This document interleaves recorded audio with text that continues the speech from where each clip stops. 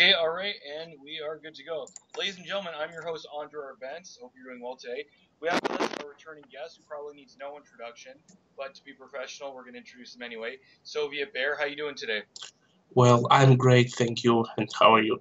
Very good, very good. So, anyways, I'd like to jump right in. The issue of the day is the Kurdish referendum and whether there will be an independent Kurdistan. And I'll let you go first. What are your thoughts about this? Well, my thoughts is that the regional players such as Iran, Turkey, Iraq, and Syria, they are not going to allow Kurdistan to appear to be created at the expense of their territory. Yeah. Well, just because a referendum took place and the Kurds who voted yes, that doesn't mean that it will be created like an independent state right away. I mean, Baghdad threatens a military intervention. No country wants to lose its territory. And Turkey, you see, Turkey is a part of NATO. And formally it's still an ally to the United States. And the United States and Israel are supporting Kurdistan, creation of Kurdistan, Yeah. including at the expense in incorporating some of modern Turkish territories. And of course, Turkey cannot accept that. No country in with its rulers in its right mind would accept such a thing. So if the U.S. and Israel, if the U.S. continues to support Kurdistan, and then Turkey might turn against the U.S. And of course, if they turn against the U.S., I think they would have no choice but to turn to Eurasia, the Moscow Beijing dominated Eurasia project. But still, I don't think that Turkey for Kurdistan is a good trade-off for NATO, because you see, Turkey is in a strategic position between Black and Mediterranean seas, and it controls crucial straits such as Bosporus and Dardanelles. And Turkey has the second largest army in the entire NATO bloc. Only the US has larger army than Turkey.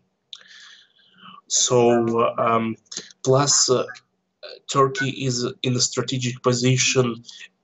It's a big transit hub, and China may. There is a project that China involves Turkish territory of its new Silk Road. Mm-hmm. New Chinese Silk Road may go through the Turkish territory. So if Turkey defects to Eurasia from the Atlantist powers, then it would be a huge blow to NATO's position in Eurasia.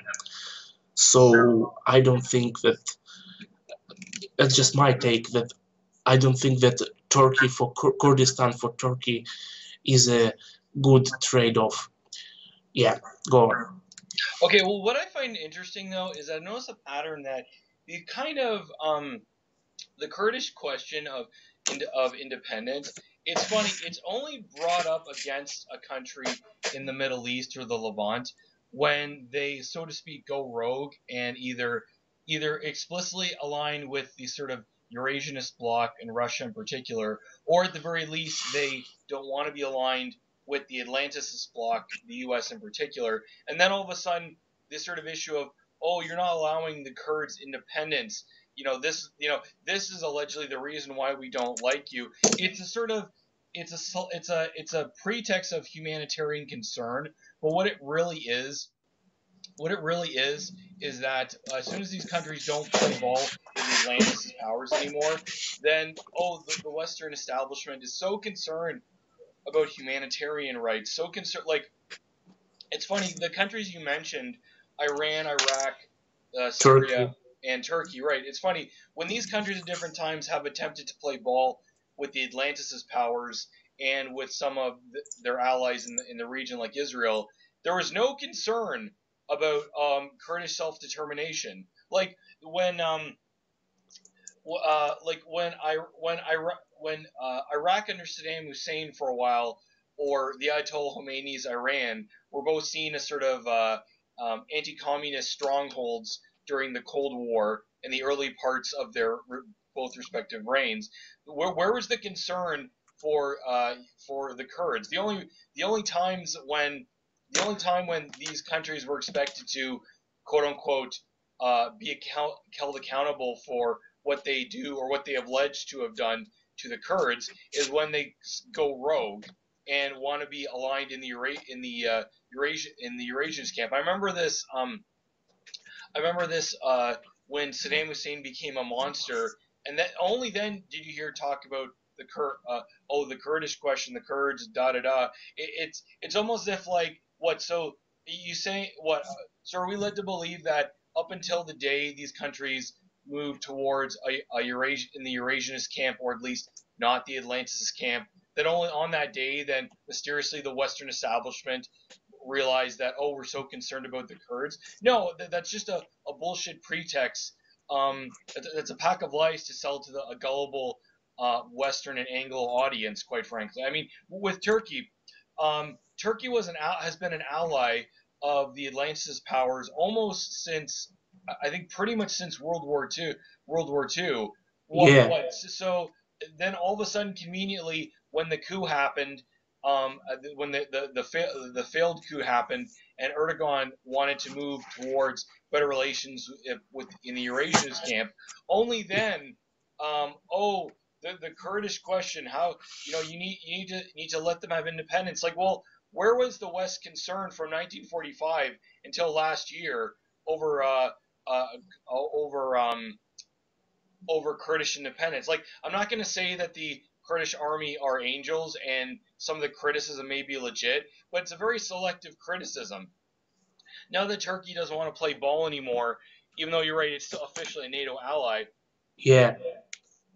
That it's so concerned. Like, I bet you, if a Eurasianist-oriented party in Israel were to take power, like the Communist Party of Israel, for example, and moved towards being friendly relationship with Russia and China, etc., then I bet you mysteriously it will become socially acceptable and mainstream to, oh, the Palestinians were so concerned about them. It's so selective. It's so, I mean, the same thing happened. I posted about this recently during the Cold War in the Contra wars in Nicaragua and Latin America, where the Mestizo people, who are Amerindian and black peoples in Nicaragua, were allegedly being persecuted, quote unquote, in Nicaragua, and then the U.S. government. And what really gets me is both the U.S. government and Israel were supporting them and turned them into a force known as the Contras. And allegedly, for someone like Israel to talk about, oh, we're so concerned about the rights of the indigenous people in Nicaragua. I'm like, if you're so worried about indigenous rights, why don't you start in your own backyard? Yeah, absolutely. And the same, and even in Russia, when Russian regime, the Russian ruler, the Russian administration plays ball with NATO, like Gorbachev did, like Yeltsin did. Yeah. When Yeltsin started first Chechen war, the West didn't call Chechens like freedom fighters; they called them terrorists, like Chechen separatists. But suddenly, when Putin came to power,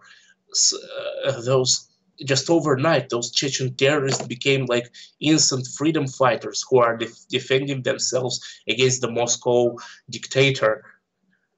Yeah, what's funny though too, now that it's funny you brought up Chechnya, because even the Kadyrov and his family were initially a separatist backed by the West. They came to realize that Chechnya would be better off in the Russian Federation, which is sort of the formal name of Russia itself, than it would be under the separatists, which most of them are Western and Israeli and Saudi-backed, jihadis, and that even the Kadyrov family came to realize that we'd rather be under Russian rule than under some kind of Sharia law or a caliphate. So I mean, it, yeah, yeah, you're right. It's a very selective who's a freedom fighter versus who's a terrorist. Like it's funny now that now I don't know if you've heard about this. Oh, there's gay concentration camps in I heard of Kadyrov's this. Chechnya, and I mean I'm thinking to myself, right, because Saudi Arabia, who's been the U.S.'s ally like forever, they've got this amazing track record of treating gays and women and minorities so handsomely. Like it's I mean I don't even know if there that sounds so ridiculous. I haven't even looked into it because it sounds so like I mean oh my god it's so fucking bad. It's so fucking bad.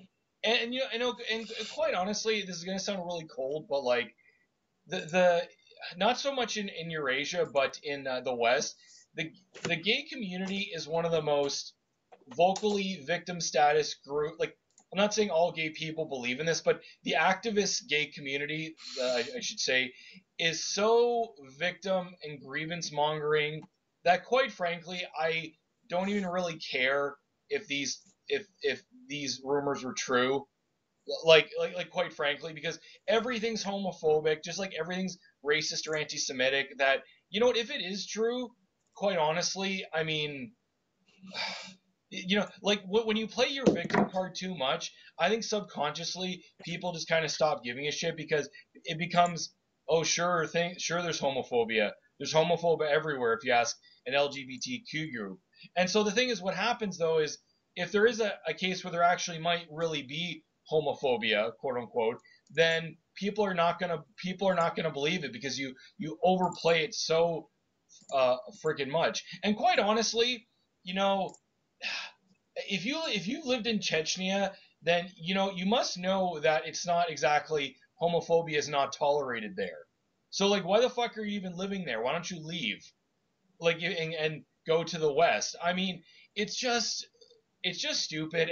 And quite frankly though, is that even though I used to be libertarian, is that homophobia is just unnatural. There, I said it. Boom, whatever. And it's like maybe I shouldn't be so cold, but in the West, like the homophobia card's so overplayed that even if it is true, quite frankly, I don't care. If that makes me sound like a monster, fine, whatever. But those are my. Do you think there's any? What's your opinion about the alleged gay concentration camps in Chechnya? Well, I think it's fake news Hmm. because they didn't find actually any of them in Chechnya. Well, I do think it's fake news. That well, I know that Chechnya is not. It's very intolerant of homosexuality, even more so than like other regions of Russia. Yeah. Well, there are actually some. I heard. I don't know. I've never been to, but there. I know there are some gay bars in Moscow and St. Petersburg, but I don't hear and I've never heard any gay bar shooting in Russia. Yeah. Well, you know what the thing is too is I wonder though too how much of these it seems like a lot of these so-called humanitarian issues are artificially kind of created to make a Eurasianist country kind of, or I should say, a Eurasianist aligned country look bad. So I mean, like a lot of the I've noticed a lot of these groups, whether it's the gays or Jewish or to be really blunt about it, Ukrainian and Croatian or Bosnian Muslim, Yeah, causes they're not what the average person living in Bosnia or the Ukraine actually cares about. They're artificial issues. They're astroturf as opposed to grassroots problems. Like you get these Soros and Brezinskiites and you know organizations that they'll create these fake organizations about gay rights or whatever, and then they'll agitate and then when the government reacts to their agitation, then they cry wolf and say, "Oh, look, they're picking on us because we're gay." It's like, no, it's because you're pushing your propaganda in a country that is against the law, and now you're crying wolf because, oh, we're being persecuted. It's like, I actually envious. I've never said this openly, but I'm actually very envious of the law and order types of societies that Latin America and Eurasia have, where it's like, look, you can come visit us, but you have to understand our culture the way it is. We don't want it to be changed. If you don't like it, either leave or suffer the consequences. Yes, and Russia is one of those countries. Yeah. Yeah, and what I've noticed too is that for the in my recent video when I critique the people that are sort of the racial purists, the one-drop rule, I've noticed too in countries where there's a strong traditionalist culture and that there's an emphasis on, no, you're not gonna subvert our culture with your cultural Marxism, is that even the minorities there behave much more respectably and are much more decent than in the West. Like the people have seen the Zuranovsky flag that I used to have in my back wall. That's another part of my room now. His father lived and died in Israel. Israel, yeah. Right. But the thing is, he's not, just because I guess genetically he is somewhat Jewish, but he's not, a fifth column, Zionist agent. He's loyal to Mother Russia. Same as with, someone like Kadyrov. He's a traditionalist Muslim, but he's loyal to the Russian motherland. And so I don't think it's impossible, as some writers were sort of imply or just flat out say, that for the majority to coexist with minorities, it's just a lot of these issues in the West of, minority mistreatment, et cetera, they're artificial. They're artificially made to rile up. They're made to rile up people, and then when there's a backlash, like with the rise of white Christian nationalism, etc., then cry wolf about racism, anti-Semitism, homophobia, whatever. Yeah, absolutely. And you see that if Americans and the white majority Americans start to say that no, we can't invite more illegal immigrants. No, immigrants have to respect our laws and our tradition and respect our traditions and obey our laws. Then those migrants and those people or those minorities and their white social justice warrior allies begin to cry racism, Right. prejudice, oppression, blah blah blah, and they begin a smear campaign against people who they disagreed with. Well, I'm very glad that there is no such thing in Russia, and there shouldn't be, and I'm ready to do anything to prevent such social justice warriors group appearing here in Russia. But the thing that puzzles me is that the social justice warriors, they claim to be like communists for the proletariat, but the thing is, either they don't know or they intentionally overlook the fact that the social justice warrior movements like Black Lives Matter is financed by George Soros. I mean, what the hell?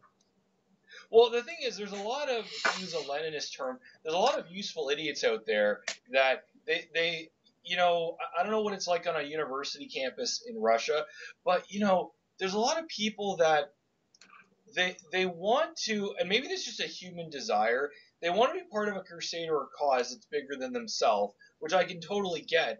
And so they latch themselves onto very simple, two-dimensional, black and white, no pun intended, well, the pun was intended, their causes that have a good group and a bad group.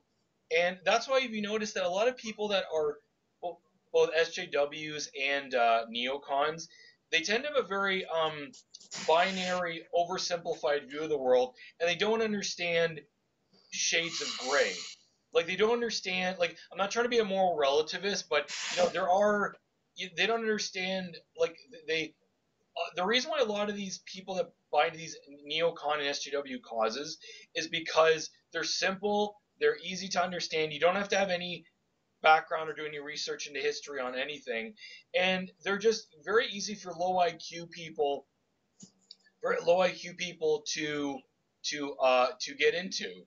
And to be fair, a lot of East European Russophobic nationalists are like that. They have a very hyper simplified and very tunnel vision view of the world. And I think I can't be a coincidence to me that people that are like those that get into those three movements, the reason why they get into them is because they're so easy to digest. You don't have to be a high IQ person. And a real flaw in the West now is this idea that people just don't have humility anymore to admit when they just don't understand something, or they just don't understand an issue or a cause. Like my fiance that actually we met through a show that an interview you and I did about a couple months ago. She's very much involved. She's very much into the Quebecois and the Basque separatist causes that are within Canada and Spain. And I don't speak about those on my show because I don't have enough knowledge and I'm aware of it to speak with it on any authority.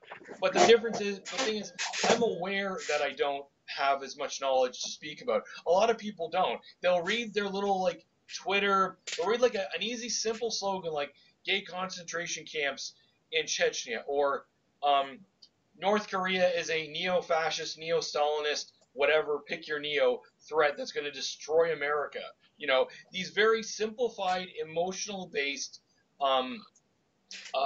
sort of buzzwords, and that they attract low IQ people. And frankly, the unfortunate thing is a lot of these people are told, there's a lot of these people in the West, and they're told that, no, your opinion is valid just because you have it. No, there are some opinions that are just ill-informed. But no, in the West, everyone's voice is important. Like, no, it's not.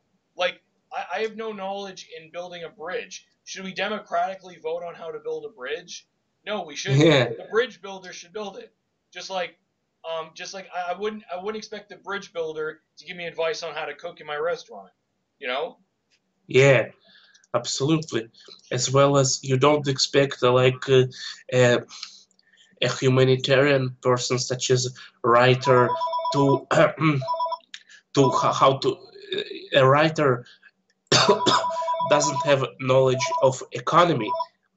Right. Call from 4162453. And that's why. Okay. Yeah, and that's the thing is that. 1 second. Call from 416. Oh, anyways, we'll continue. Yeah, but the thing is that it's just you know people feel like people that are not normally political will all of a sudden have this sense of, well, a lot of these things are trends. So like if it's not on the front page, people will not talk about it. Like when was the last time you heard something on the front page about Ukraine or Novorossiya? Hardly ever, because Yeah. it's not there's nothing exciting about it. They can't the Western media can't can't spin the story anymore of Russian invasion, so it doesn't matter. Like most of these causes are just trends. Honest to God, that's what they are. Like, do you like? They'll say, "Oh, don't you hate Kadyrov?" No, I don't. Oh, then you're homophobic. I mean, like with no prior knowledge about who Kadyrov is or anything, it's really foolish. Like there's a reason why I don't identify with most people in North America. They think they know more than they actually do, and it's so politically incorrect now to just be told, you know what, you don't know what you're wrong. You don't know what you're talking about.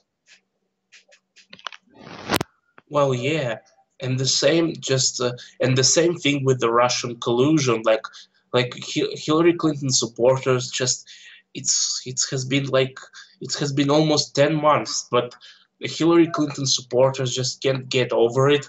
They constantly have to repeat this stuff like, "Oh, it's Russians, it's Russians, it's Russians, it's Russians," and although they just don't really care. Plus, Russia has too much like the name Russia, like the country. Oh, it's something bad. Oh, and it's somehow connected to Russia. Oh, it must be true. The Ruskies are always bad, the bad guys, you know. Yeah, I think what kind of keeps this myth going is the fact that geographically, because Russia is the biggest country in the world, somehow there's sort of this idea that because it's territorially big, it's a threat. Like there's a lot of people that think that because it's a threat, and because for example, like Israel's small, then for a lot of people, like, well, you know, when you hear people say, oh, a tiny country like Israel, it can't hurt anybody, like as if just because a country's territory automatically predetermines it to be an imperial aggressive power or not. Well, yeah, and you see, when people see how big Russia is, and I've heard this, I've witnessed this, you know, on a YouTube channel, in the YouTube comment section with a guy, and he said, well, Russia is so big. Well, how can a country get this big, become this big without conquest and bloodshed, without wars, without murders and rapes and blah, blah, blah, blah, blah. And he said that Russia was the same as imperialist and as brutal as European colonial empires, which is not true, but still, I think, but still, that's not the point of what I say. The point is that the Westerners, the Western people, often project their view and their history onto others, onto non-Westerners. Don't you agree? Can you agree with me? Yeah, well, the thing is, here's the thing: the past crimes or alleged crimes or blood and conquest. Look, if it happened in the past, quite frankly, and the conflict's over, we can't do anything about it. Quite honestly, right? So it's more important to me, and I've observed this. It seems like past wars and past atrocities or alleged atrocities, that they seem to be more important than wars that are happening now or potentially happening now. And it's to me, this is so ass backwards. Like, okay, if you want to argue, European colonialism shouldn't have happened, or or whatever, or Constantinople shouldn't have fallen and become Istanbul. Okay, but the point is, it has happened. So, like, I don't understand why you're wasting your energy. I mean, I understand why that's an important thing if you're, Armenian or Amerindian or black. But frankly, I mean, why don't you deal with problems right now instead of lambasting about, oh, this happened? I'm like, yeah, it did, but it's over. Like, you can't, like, what you want? You want all white people to leave North America or South Africa, or you want Turkey to be Muslim? I mean, it's just, I don't understand why people obsess more about the past than they do about the present. I mean, like, like they'll just obsess about things, and there's real things you should be focusing on right now that are potentially preventable, like what the ISIS and the PKK are doing in the Middle East, or what the ANC in South Africa is doing to the whites, or go down the list what the Kiev junta and its death squads are doing or are doing in Novorossiya. Those things that are happening right now that potentially you could change or stop. But no, let's not worry about that. Let's worry about who is right or wrong in the Crusades, or who is right or wrong in the World Wars, or who is right or wrong in colonialism. It's like, I'm not going to be really blunt here, when war happens, all sides are assholes. And yes, if you're the victor, you do tend to inevitably get more of a bias towards how you tell your story. But everyone's an asshole in war, and so to kind of pick out certain atrocities versus others to sort of shape your narrative is, I kind of call bullshit on that. I mean, that's the way I basically. If you want to argue, okay, which side, the losers or the winners of any conflict, has a higher body count, to be really vulgar here. Like, I don't understand the point of doing that. Quite honestly, okay, like, some Polish nationalists say that, well, in Auschwitz, technically there are more Polish Catholics in that allegedly died in there than Jews. Okay, look, I think you're probably right. But what's your point? Like, like, I mean, like, it's just, and it never. The thing is, it never, as much as I find historical revisionism interesting, and I'm totally against these anti-free speech laws against it in the West. Then, but quite honestly, isn't there more productive things you could be doing with your time? But I'm not gonna break ranks with somebody who supports Novorossiya because let's say they have a negative view, a more negative view of the Soviet Union or the Third Reich that I do. Like that to me, those to me are not like somebody's view of issues today is more important to me than whatever opinions they have about past events. But it seems to be though that for a lot of people in the West, it's the reverse. It's no, the past events are more important, and the blood that's being shed today is less important. Well, yeah, and it's all connected to the grievance mongering. It is actually made for grievance mongering, like the Polish, and Poland has gone full retard again. Yeah. Actually, Polish government demanding reparations from both Germany and Russia. Yeah, it's so retarded. And what I find funny though, how it says something to me about a culture that doesn't have like I have more respect for cultures, even if they're clearly alien to me, that don't have a grievance mongering culture. Like it's funny you don't hear. It seems one thing I like about I've come to admire about the Hungarian nationalists is that they've kind of seemed like they've kind of led, particularly with the Jobbik party, they worry about issues today. They don't focus on the Germans were mean to us or the Russians were mean to us. They seem to let bygones be bygones and kind of worry about, or back in the medieval times, Ottoman Turks were mean to us. They seem to let bygones be bygones and worry about issues today, like Novorossiya, Palestine, demographic Syria, demographic displacement. They really worry about actual issues. They don't obsess about the past. That's part of the reason why I'm actually impressed because I know that, and I know you know this. Traditionally, Hungarian nationalism has been very Russophobic, but it seems like the modern generation, encapsulated in the Jobbik party, is they take some of the good parts of the Arrow-Cross movement of the interwar period, but they sort of get rid of the negative stuff, like the very Russophobic and Slavophobic views that they had. And that's why I think Jobbik party is almost a model that other parts of that the West should kind of emulate. Yeah, well, absolutely. And I'm really surprised how Hungary lets bygones be bygones, although in 1956 the Soviet troops invaded Hungary and crushed the anti-Soviet rebellion like with force. Right. And even before this, in 1848, there was an anti-Austrian uprising in Hungary, and the Russian Tsarist armies, the Russian Tsar, Nicholas I, he sent the 100,000 men of Russian army to suppress that rebellion. Right.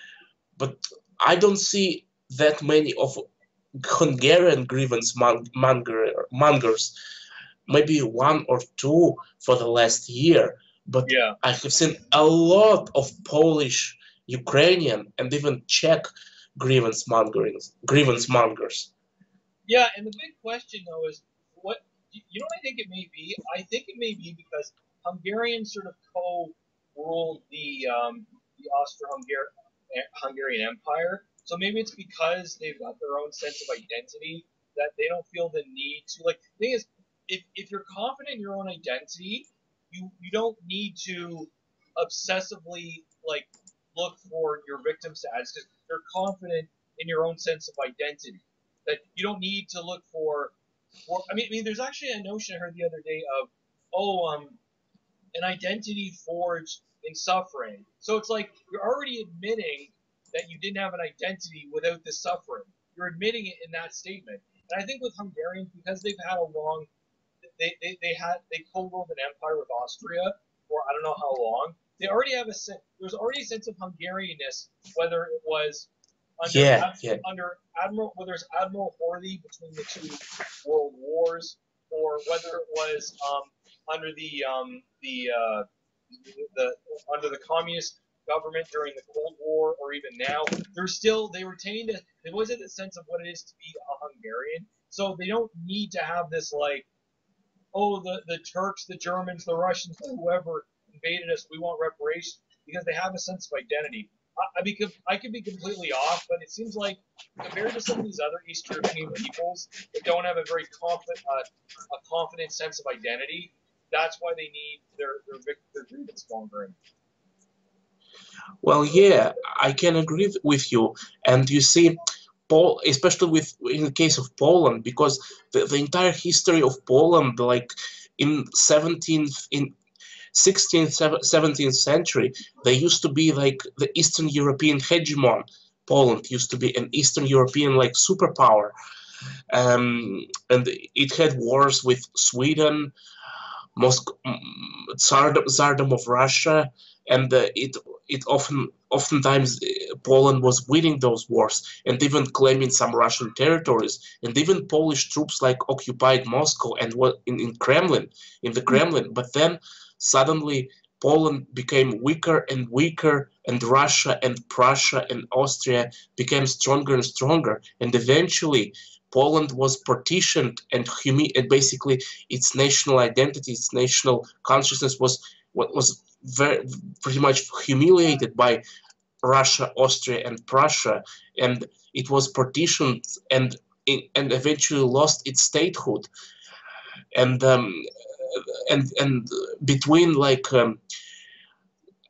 18th century and between like the entire 19th century, there were Polish uprisings in the Russian Empire. Basically a huge chunk of history of Poland is fighting for its independence from the foreign powers.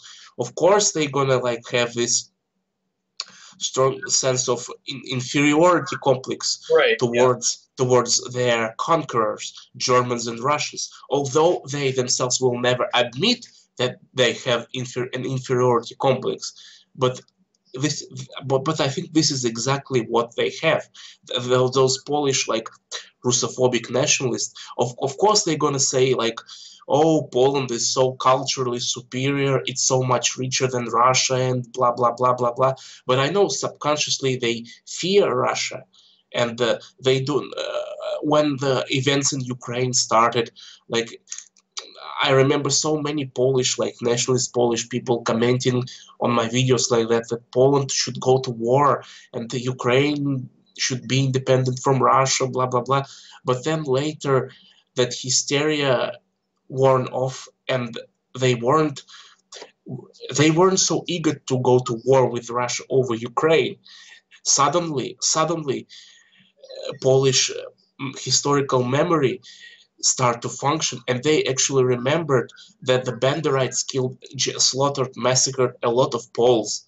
Oh yeah, and what I find funny though is that you never hear about whenever Polish nationalists talk about Russia and Germany need to be held reserve reparations for what they did against us, but now you never hear the fact that up until the day the Third Reich invaded Poland, that Poland participated in the dismemberment of Czechoslovakia.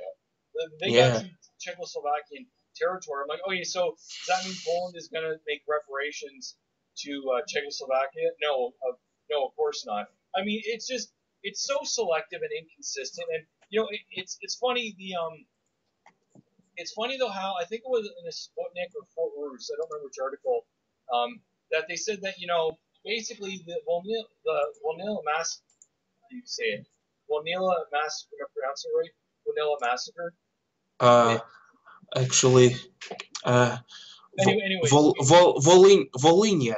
Yeah, Volhynia. Yeah. Yes, that massacre. It's funny though that a lot of the Western establishment-backed East European nationalists have actually said, no, you shouldn't focus on that because it screws up the narrative of sort of Eastern Europe uniting against Russia. Like, so you need to focus on only the so-called Katyn massacre and the so-called Holodomor, because it creates this sort of artificial fake narrative of a united Eastern Europe against against Russia.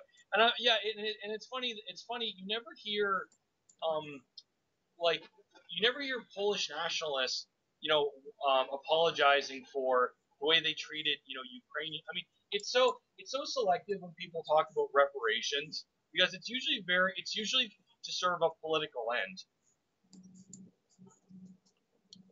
Yeah, and you seem and Poland would never criticize UK or France in the same way they lambast Russia and Germany, although the UK and France pretty much abandoned them and broke their promises. They broke the treaty after the Third Reich invaded Poland. The UK and France didn't start a war on Third Reich as they had treaty with Poland, but they broke the treaty and didn't start a war with the Third Reich back in 1939.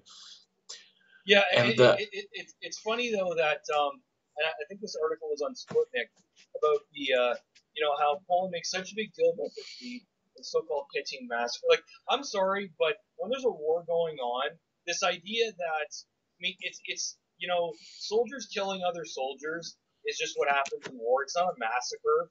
Like, I mean, it's a massacre if you kill civilians, not if you kill soldiers.